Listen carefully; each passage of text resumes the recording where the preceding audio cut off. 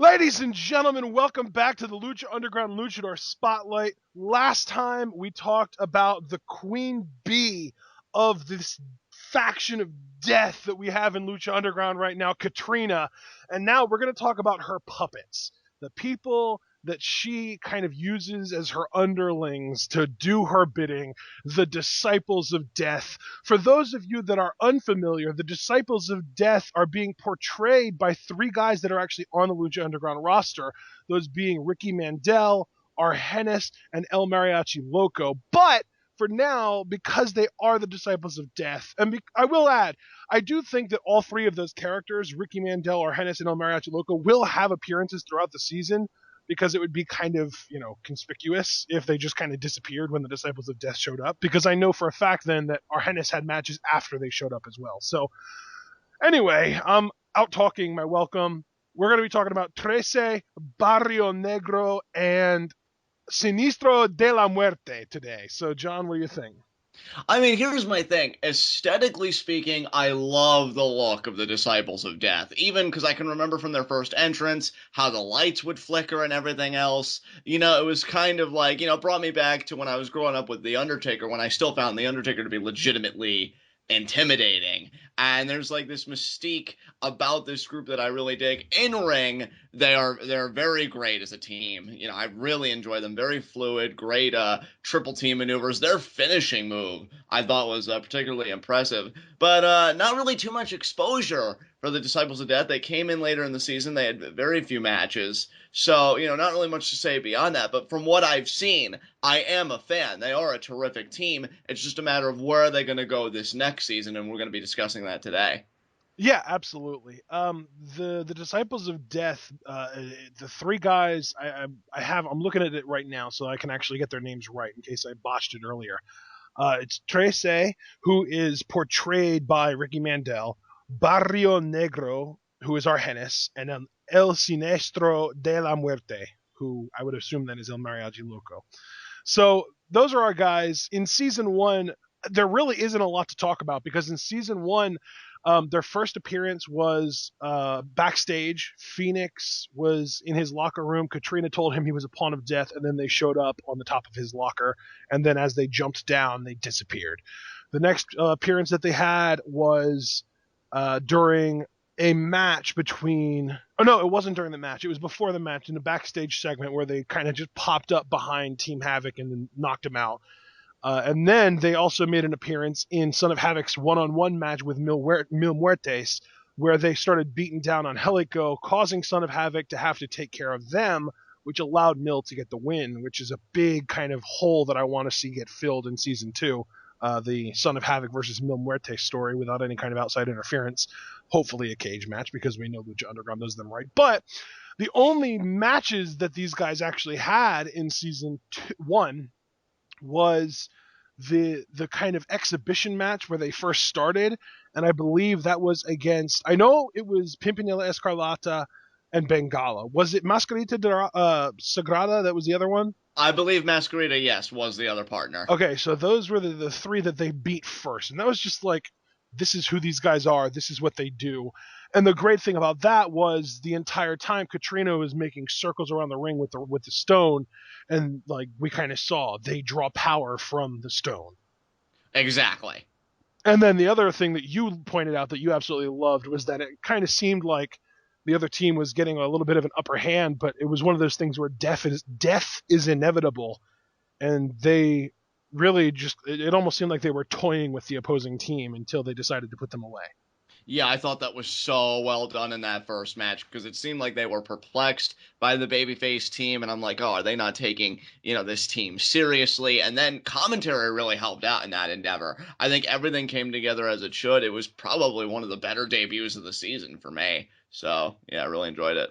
Yeah, absolutely. But then the only other match that they had was at Ultima Lucha, Night 1, their Trios Championship victory over Team Havoc, in which there was a really cool moment, I thought, where Angelico did his huge dive from the rafters, or not from the rafters, from the bleachers, and took, I think, two or maybe even all three of them out, if I'm remembering correctly.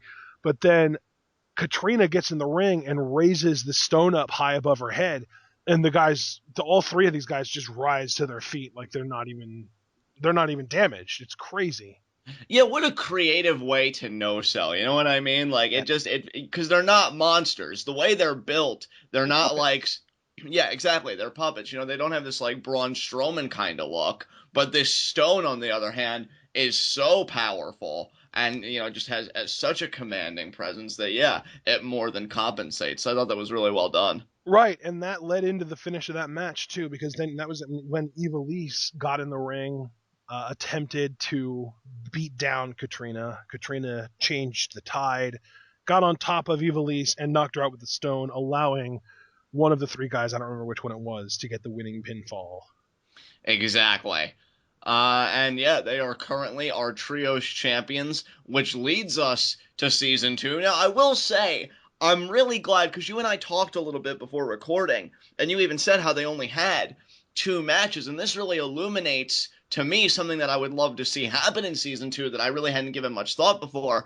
I would love to see the trios division in Lucha Underground get beefed up a little bit this year. Because to know that the Disciples of Death only had two matches, and in the second match they already won the titles. Now, obviously, a meteoric rise such as that isn't unprecedented, but I would like to see more of a meteor division so that they could have really interesting title defenses as champions. And it seems like a great time considering that we have a faction that's consolidated all this power, both in terms of gold and the temple. So I would really hope that the trios division is an investment in the second season.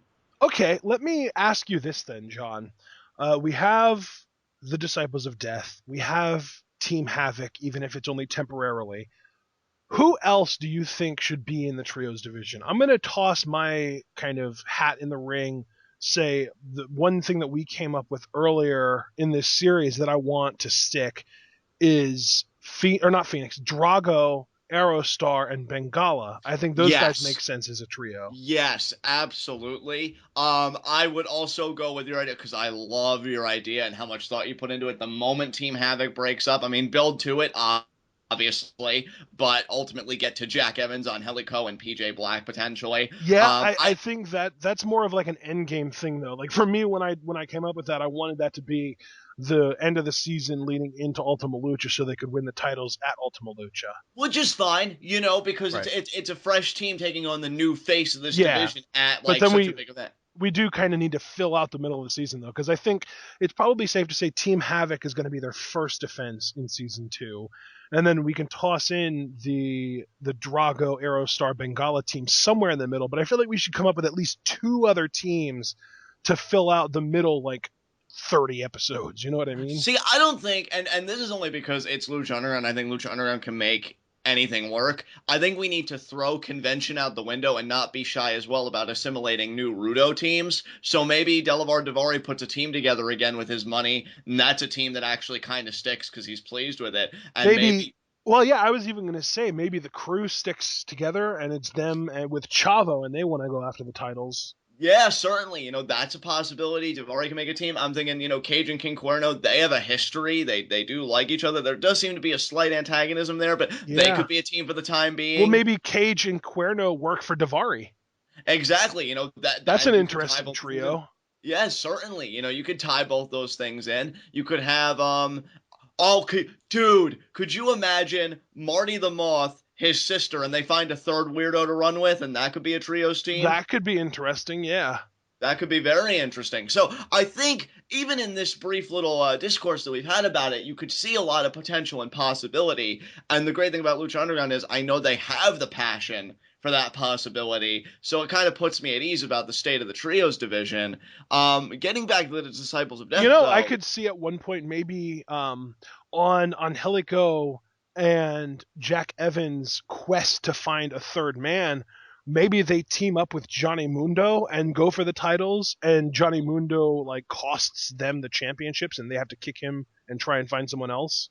That could be interesting. I'd be down for that. Yeah, maybe at mid-match he That could fails even something. lead into your Johnny Mundo Angelico feud that you want so much. Yeah, definitely. I think that'd be a great catalyst. Like, Mundo kind of maybe sucks up because he realizes, hey, I haven't really been in the championship hunt lately. And then maybe, I don't know, he has a miscue with a partner, and you know how indignant he is because he's a prima donna. He ups and leaves. Maybe we get another sort of like strange bedfellows team, something like maybe like a Tejano, Prince Puma, and Big Rick, or not Big Rick, the Mac.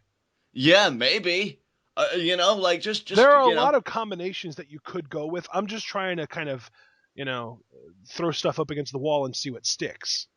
Certainly, and I could see Lucha Underground though doing the same for the second season. As far as the champions go, though, the Disciples of Death themselves, Yeah, I mean, this pretty much is making their season because again, yeah. I think we're tackling one of the biggest problems for making their second season to begin with, and that's that they only had 2 matches in their first. So how Well, do you? and I I want think they only showed up really late in the 20s, maybe even in the early 30s as far as episode number goes. So they've only actually been an entity, much less we're talking about match number. They've only been around for less than half a season.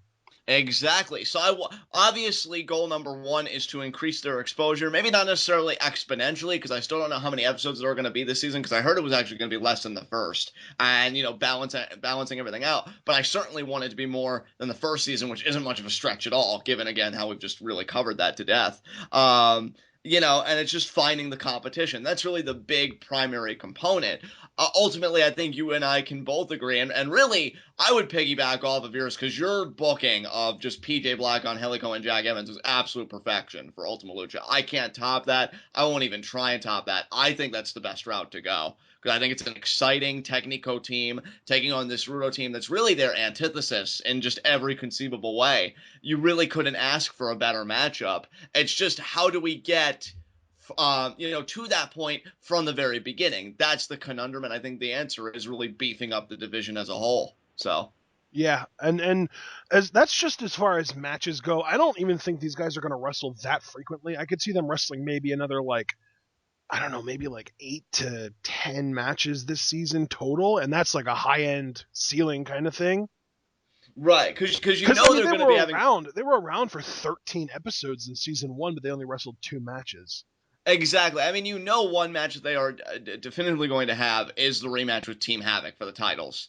I mean, you would That's a think. given. I don't necessarily want to say it's a for sure thing, but that to me is the easiest, most logical conclusion to jump to just to start things out. Yeah. Well, I mean, for one, you look at traditional wrestling logic, rematch Which clause Lucha two. Underground throws out the window. True, but I mean, Southern Havoc What even. if we get to episode one of season one and Katrina is holding the titles on lockdown, not making her guys defend them at all?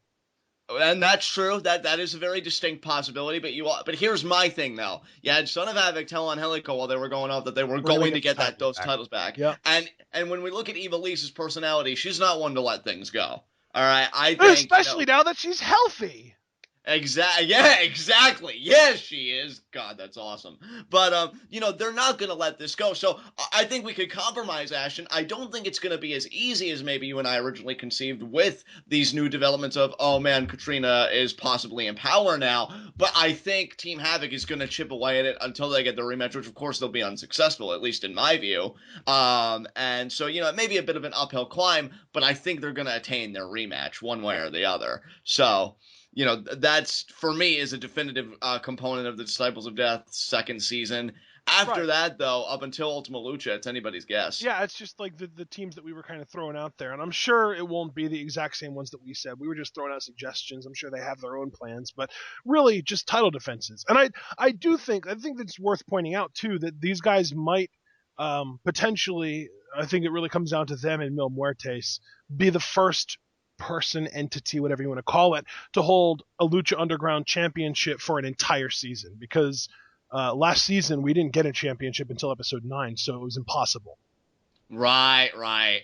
And I think that there's a very distinct possibility. Now, I'm not going to get super into detail, but I think there's a possibility that both Mill and these three hold their titles for the entire season. I could see that too. I don't Like, think it's a guarantee, but I do think it is a possibility. I think it's a possibility too. And here's my thing. I'm not saying guarantee either, Ashton, but I think it's a stronger possibility than people might be giving it credit for And I because you think that look at it's a stronger possibility, just again, just in my opinion, I think there's a stronger possibility that these guys hold their titles all season than Mill holding his.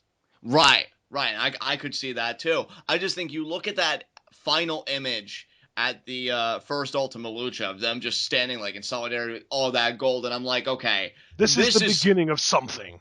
yeah, this is the beginning of a long game here, a long game here, because I think when you have an entity that legitimate, It's so it funny too because after our last couple sort of self-realization meta moments where we were talking about what we appreciate, like every time you say something's going to happen for a long time, I'm just like, of course it is, John. You and your slow burn, I swear.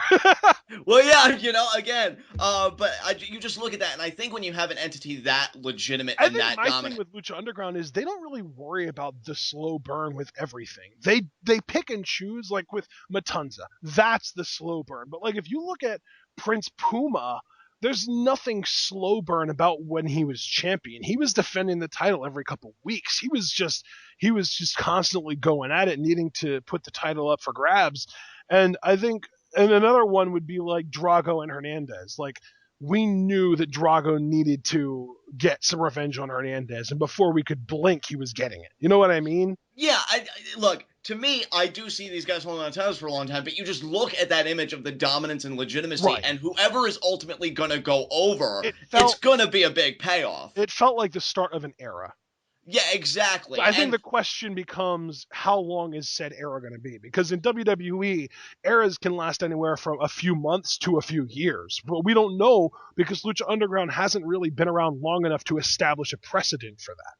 well, I think just the format of their Right. show, knowing they have an offseason stuff, that's what makes it even I more mean, if you want to intriguing. be technical, these guys have already held the titles for 231 days because they won them in April at the taping. Even though they only won it on TV in July, they won the titles in April. So, in a technical wrestling record book standpoint, these guys have held these championships for 231 days and running.